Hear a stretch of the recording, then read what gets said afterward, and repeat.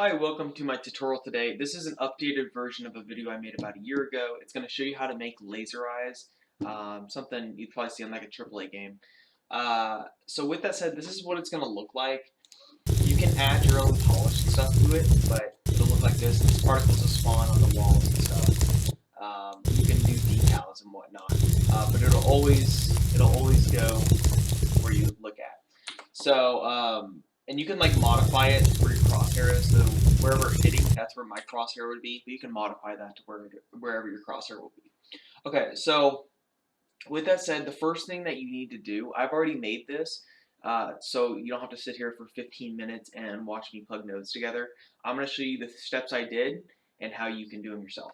So first thing I did was I created a particle effect. So I called this NS laser, and what I did was I just went to Niagara system, new system from template, and I chose dynamic beam. Okay, and then it'll create it, and you can just name it laser. So I went in here and I did that. And now you're going to see a blue beam. So what I did to make it look like this was I went to emitter state and I changed the loop duration from, I think it was 2.0 in the default to 0.03 because we don't need it to go for super long. It's just on a button click. And then I made it infinite. Okay. And then what I did was I went to beam emitter setup. And now this is very important. You check absolute beam end, and on here you go down and you choose user parameter because we're going to be using this. And then I named it beam end, but when you click on that, you can name it however you want. But make sure that absolute beam end is checked to true, otherwise this won't work. And make sure you made this a user parameter. We'll call this in the blueprint and set it there. So then what I did was I went to spawn burst instantaneous and I changed this to 5 on the spawn count. Because normally by default it's 100 and that's way too much, more than we need. It's just a laser, so we don't need that much. The next thing I did was I went to initialize particle, and under lifetime I went to 0.03 just because that lines up with our emitter state. So we're going to make the lifetime just as long as it spawns. And then I went to spawn beam and I didn't do anything there. But I did go and I added what's called under particle spawn, I did beam width. Okay. And what I did was I set this to 3.0. You can make this a user parameter yourself. What it does is it makes the beam bigger or smaller. I found 3.0 is a good length. Okay. And from there, I left everything except the color the same. So by default, it'll be white. And in order to make it red, what I did was I went into the ribbon renderer. Actually, I'm sorry. I did not do anything with that. All I did was I added the color node on update, so it's just color, okay? And then I brightened it by going to here, choosing the drop down, and I will show you what it looks like by default. So by default, you'll have the scale color, and it'll be 111. What you want to do is you want to go click the drop down, and it should be at the bottom under suggested. It'll be called vector from float. Just change that, and now it's not very bright, but if you turn it to 50, it'll be brighter. And that just adjusts the emissives, basically, within the particle itself. And you can use that on any particle you want.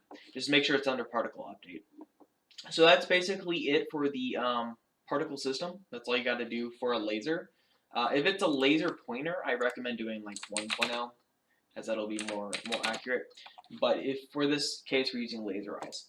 Okay, so now that we have the particle system set up, we need to do the code to spawn it. So I went to my third-person character that comes with the Epic Games template for third person, but you'd use this in your own character that your player plays. Okay, so I made these functions, and I'm going to go over what they are, but the first thing that we need to do is we need to go to viewport. We need to click on the mesh, and we need to go create a skeletal socket. Don't worry, it's not too hard. We'll go to skeletal mesh, we'll click on him, and then this is just the mesh, so we need to go up here to the skeleton of it. And what we're going to do is we're going to find the head. So we're going to scroll down until we see the head, and it is, where is it? Right here. It'll be different for every skeleton, but just use it on the head bone. So what you're going to do is you're going to right click on it and click add socket. You're going to name it, and then you're going to line it up. You're going to move it with the arrows to where the eyes would be. So in this case, this is right eye, this is left eye. You can tell because from the player camera, this is left, and then this is right. Okay, so now that we have that, Just remember, it's just right click, add socket, and then name it whatever you want. What we're going to do next is we are going to go in the event graph. We're going to set up the input event. So what I did was on the left mouse button, all I did was just type left mouse button and clicked it right there. I set a Boolean. In this Boolean, what it does is it just sets it to true, it sets it to false on press and release, so it's a button hold. And then I turned audio, which is a fire thing, on the active when it's pressed and turned it off when it's not. I'm going to go over the other functions after that, but that's how we activate it via button press. So this audio right here, what this is it's just an audio component. You just go up here, you just type audio, okay? And I'm just using some fire sound that Epic Games has from their sample content. You can use whatever sound you want. But yeah, so that's basically it. If you want it to be spatialized, so let's say you have an AI that has this power, then you can make this a sound cue and just put it in here, and that should work. You might have to go down and allow spatialization, override attenuation, but if you don't use a sound cue, none of that will matter. Okay, so we've got our button press working. Now what we do is on tick, we check if that button press is true, and if it is, we spawn the laser eyes. Now what do these functions do? So the spawn laser eyes is down here, and basically what it is it takes a line trace from what's called laser start, and what laser start is it's just a camera I made. We're not using it for anything other than just the location of its of where it's looking. So I just created a camera. I just went to camera, click camera, put it under the camera boom, and then I made it use pawn control rotation. So if we look up, it'll slant and look up because we need the forward vector from it. And I just placed it here. If you had, what you would do is you would line this up with your crosshair. So if your crosshair is right here, you'd put it right here. If it's over here, you'd put it right here. In this case, I don't have a crosshair. I'm just lining it up next to the character. But this is what's going to determine where the laser should end. So if it hits a wall, we want it to end directly forward from this. Okay, so with that said, I got the laser start, which is that camera. I got its world location, and on a line trace by channel, I put it into the start. And then to get the end, I take the plus, I add from the world location, and I get its forward vector. So I just get it again, get the forward vector, and then what this does is it tells the engine how far should the laser eyes be able to go. So I set this to 50,000. If you wanted to go across the whole map, you'd probably want to do something like 500,000. You can make this whatever you want. If you want it to be short, you can do like a little laser eyes or laser pointer like Apex has. You can make this like 1,000. But that's the distance. Okay, so then what we did was we got a branch check and we got a break hit result. Now we plug these into these functions, and I'm going to show you what these functions do. Okay, and also I just copy pasted this for the laser eyes R. I just copy pasted the same thing, so it's the same thing. So laser eyes R and L will be the same thing. So what's activate laser eyes from mesh? That is this function here. So it takes the laser eyes that we got from the skeletal socket. You can just add them as a Niagara particle system. We made 2 of them. We made laser eyes R, go to that laser R socket, and laser L, go to that laser L socket. All you gotta do is just click here and just type in laser L, and it'll automatically move to where it is. Okay, so we set active because there's 2 ways of doing this. We could either spawn this on tick, which is pretty performance heavy, so we'd be spawning a particle every spawn on tick, or we can just add it to the mesh and then just set it active or unactive, so it's not working anymore when we don't have laser eyes open, and when it is laser eyes open, we start it working. And so we can do that. But what we want to do is after this is we set vector parameter of the laser eyes. Because remember we made that beam end in here. We went to beam emitter setup and we made beam end. Now what that did was it allowed us to, on here, we have access to it. We can override whatever that value is. So what we're doing is we're taking the laser eye particle system in our character and we're setting a vector parameter. So what you do is you just drag off and you type in set vector parameter. Okay? And then we named it the beam end. It's very important that you name it properly. Normally Unreal has a has a parameter thing down here, but oh, it's over here. It's over here, right here.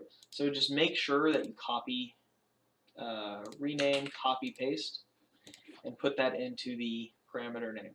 And for the, by default, it's going to have a parameter of 0. We want to drag that into our custom event.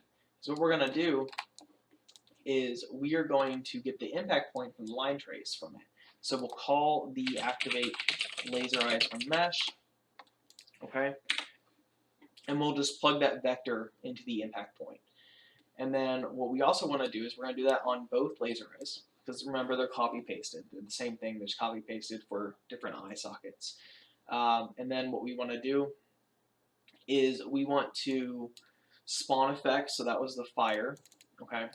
So we're going to just spawn a system at location. And now in order to make it like here, so in order to make it work with the floor, so it'll face the floor like that, what we want to do is we want to plug in the rotation and location to custom event. And when we call those events, we want to get the impact point for the location. That's where the line trace hits exactly. And then to get the rotation of where it hits, so if it's like a wall, the fountain will be going up. If it's a floor, it'll be facing down. But we're using a fountain, so if you do a directional burst, it'll just spawn there. And then it'll spawn directly on the face of the wall facing the correct way. So plug the normal into the rotation. And then the final thing I'm doing is I'm applying damage. This is a plugin I made that simplifies health stuff, but if you have your own damage system that you've created with math and stuff, you can use that. Just plug it into here. If you're using the damage system, just make sure it's above 0.0, so make sure it's like 1.0 or something. I'm passing the damage directly through there, so I'm doing that. But that is basically it. So we've got a laser eyes that will spawn a particle, a laser, directly to where we're looking. It will activate the laser on key press, and then it'll spawn effects for the laser eyes. And just remember, if it's not spawning, make sure you go on tick and put the laser eyes active that we put here on a branch and put them on here. It'll only run this code whenever we're pressing the button, so don't worry about too much optimization stuff.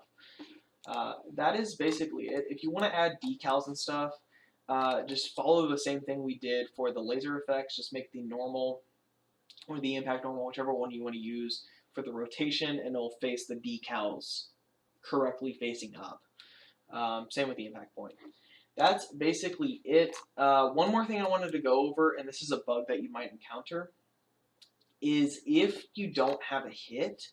So let's say we look up at the sky, right? So we're hitting it. However, there's nothing happening. If we look up, there's no laser because there's nothing being hit. So what we can do is we can actually come off of here. If you want to, we can make this a parameter. So we can make this a variable, and then off false, we do the same thing, but we spawn the parameter. So I'm gonna show you what this looks like. So if we look up, it should go up. It's not going up, and that's because if we go to false, it's not running the code. So there we go. So now you can look up and stuff, and all things there. But yeah, so that's basically it. Just remember, if you're having issues with it not working in the sky or something, just plug this into it. I'm gonna go back to the impact point. But that is basically it. If you like this video, if it helped you out, hit the sub, hit the like, share it with anyone who needs it. Thank you for watching. Have a good one.